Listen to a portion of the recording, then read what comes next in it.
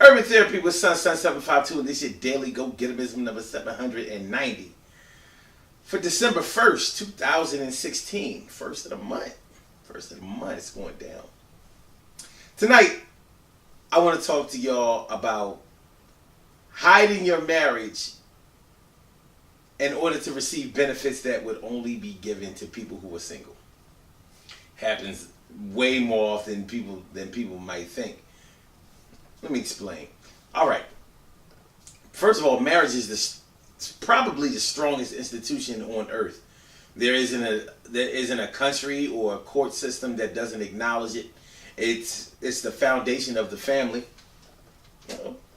It's the foundation of the family, and if it wasn't for marriage, then we probably wouldn't have children. If it wasn't for children, then we wouldn't have a population to speak of. I'm not saying that you have to be married in order to have children, but that is the foundation of the family. And whether you choose to get married by legal means, and I've learned quite recently that there's a lot more to that, or whether you decide to get married by God or some other entity. There are different ways to get married other than a marriage license and things like that. I didn't know that before, but we can look into that. But that's not what we're talking about tonight. Tonight we're talking about people who honor their marriages and are still married, but they need to be able to receive benefits from the state or something else. They need to receive some kind of benefits that would only be given to single people. Now, the reason that it probably happens is because they've fallen on hard times. Every man and woman that is married doesn't bring in a two-person income. Sometimes one person is working and the other one isn't. And it's not the traditional way where the mother used to, or should I say the wife used to stay home with the children and make sure that she took care of the house and things like that. Now, in many households, the woman is the primary provider. So she may make more money than her husband. But sometimes when all of this breaks down and neither party is making enough to make ends meet, then they have to make a move. And welfare is one of those moves. If you can come up on $500, $600, $700 worth of food stamps because you have enough children to be able to warrant that much, hey, it'll help. That will take a lot of pressure off of your monthly income. Also, Section 8 housing. Section 8 housing, Now it's not that married couples aren't eligible to receive Section 8 housing. It just happens to be the case that single people normally receive Section 8 housing. They move up faster on the list. As a matter of fact, I made a video about this in 2015. How some people will check into a homeless shelter in order to be put up on the list even faster. And people have done that, even though they weren't actually homeless, but they faked the funk as if they were homeless, and they received their Section 8 voucher within 6 months. So there are ways to be able to receive assistance if you are single. And so there are times in your life where being single may pay off, especially if you're only faking like you're single. Now, one of the things that can happen in a marriage where you have to act like you're not married in order to receive these benefits is, first of all, it can work on your self-esteem. It can work on the feelings that you have as a provider, as a man. And I'm just speaking as a man. I would hate to have to rely on the state in order to take care of my children and my spouse, and to be able to survive out here. That's not something a man wants to do. You have a man, you have a woman, you want to be able to take care of your woman in whatever means that is necessary, and by any means that are possible. So, that can cause some problems down the line. And the thing about it is, if you are married and then you had to fake like you're not married in order to get a Section 8 house, later on down the line, you are open to scrutiny, or you could come under litigation and get put out of your crib and have to pay hefty fines and all that kind of stuff if you are found out to be married. If it's found out that you lied on your application in order to get the Section 8 voucher, you can get in a lot of trouble dealing with that. So you don't want to do that. It's just like welfare fraud. With welfare fraud, you wind up having to pay back all of the money that you were given if they find that you weren't eligible to become on welfare, or if they find that you weren't eligible to get on welfare in the first place.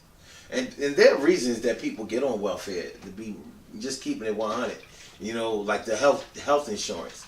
Sometimes people have conditions and maybe they can't afford even Obamacare. There are people out here who can't even really afford Obamacare, particularly if they work a job. The working class gets a raw deal a lot of times, y'all. Really. Because if you do work and you make a halfway decent amount of money, not like a lot of money, let's say you make like $30,000, that's when you're really in the zone, because you make too much money to be able to afford a lot of the benefits that are given by the state, but you may not make enough money to be able to take care of your family, and you may not make enough money to be able to afford life insurance if you have children. Now, if you're all by yourself and you make $30,000 a year, you're by no means, doing well for yourself, but you're making it. You can make it on that, depending on the cost of living, where you live, and all that kind of stuff. So people fake like they're not married in order to make that happen. Personally, I can't say that anybody who gets over on the government a little bit, I can't be mad at them. I mean, the government will definitely get over on you. And anybody who thinks that that's not a reality is just fooling themselves. The government will get over on you. That's why I drink this stuff. Shit is real out here. Now, like I said, if you are, and I hate to bring this part of it up though.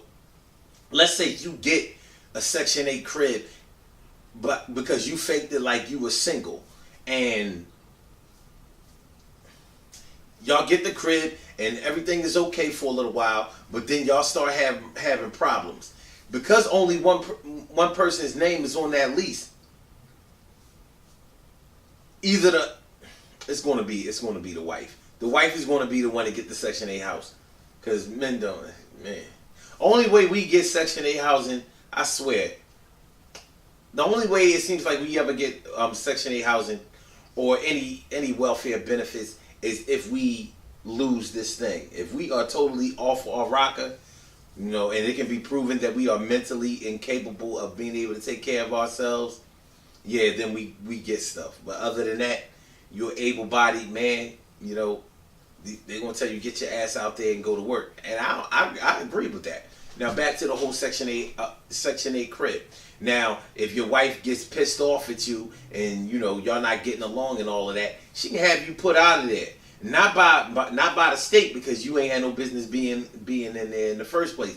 But she can call the cops and have you put out of there and say that y'all not married. Now, if you can produce a marriage license and all of that, the police are going to have to take that into consideration. But it's just a messed up thing, because what if you're a decent man, what will wind up happening is this: if your wife try to kick you out of the crib or whatever, y'all not getting along, and it's a potentially volatile situation, and you have children, you're not going to fight for the crib, and watch your children watch that unhealthy relationship between you and your wife. Y'all fighting and shit.